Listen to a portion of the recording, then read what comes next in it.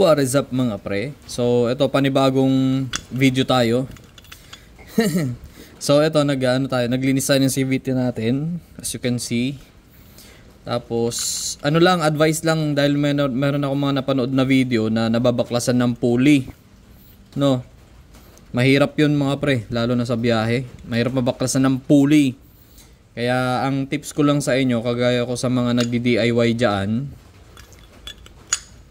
ang gawin nyo pag magbabalik kayo ng CVT, magbalik kayo ng CVT, ganito muna ang gawin nyo mga pre. O yan, balik natin yung ating pulley dyan. Yan. Tapos syempre yung tuning washer natin. Tapos ito yung ating drive face. Tapos syempre yung ating washer. Tapos nut. Ngayon, ganito mga pre ha. Hihigpitan nyo muna tong dito sa may pulley side nyo nang wala pang belt. Kasi ang nangyayari minsan mga pre, etong belt kasi pag nandyan, nakatukod. Minsan sa mga hindi masyadong marunong, sabihin na natin, kagaya natin mga nag-DIY lang, tumutukod pre. Ito. Kaya minsan nahigpitan mo na, akala mo mahigpit na, yung pala tumukod lang dito sa belt. So pag pinandar mo siya, luluwag tong nut hanggang sa mabaklas na. So mamaya baka bumiyahe ka, biglang lumuwag yan, ang hirap. Meron na akong tropan na baklasan yan dahil sa siguro ganun din ang nangyari sa kanya. So advice lang sa atin na pwede nyong gawin ganyan mga pre. Higpitan nyo lang yan. Ayan, so higpitan natin. Yan, dito muna tayo sa 42. Yan, so lagyan natin to. So, ayan mga pre. Ito, nasa na tayo. Higpitan na natin to, itong pulley natin. Ayan. Ayan, so okay na. Mag-a-adjust pa tayo ng 30. Ayan. So nasa 45 na tayo, okay na yan. Yung higpit niya okay na. Try natin i-check ulit.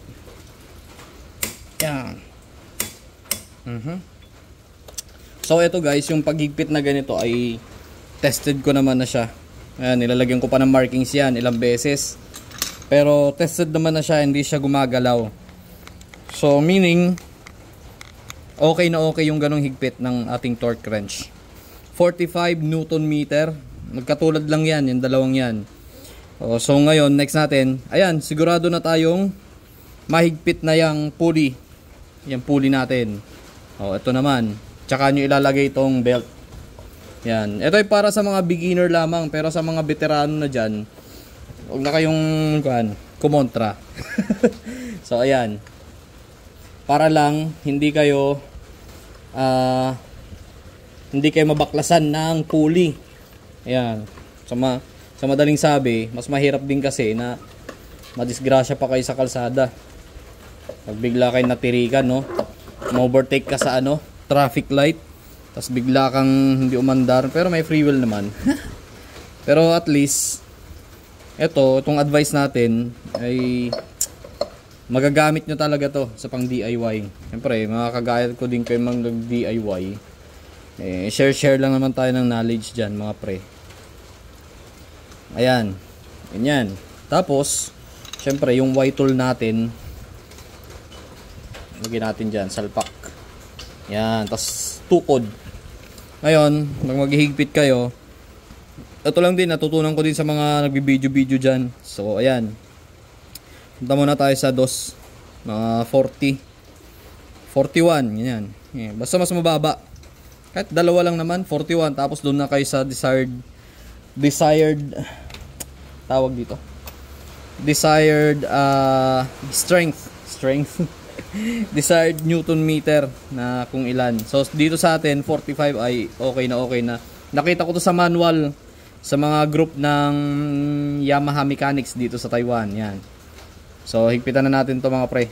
Natanggal na tuloy. Yan. So nasa pa lang tayo 41. Oops, wag kang babaklas, wag ganyan pre. 41 pa lang to. So dandahanin lang natin. Yan. 41 yan ha. O ngayon punta tayo ng 45. Yan. Ayos. 45. Yan. Yan. Yan. So yan, okay na. Ayos. Oh. Yan pre. Sigurado na kayo na hindi tukod yung belt ninyo diyan. So sigurado kayo mahigpit yan mga pre. Tama yung higpit niya. Tara panda rin natin.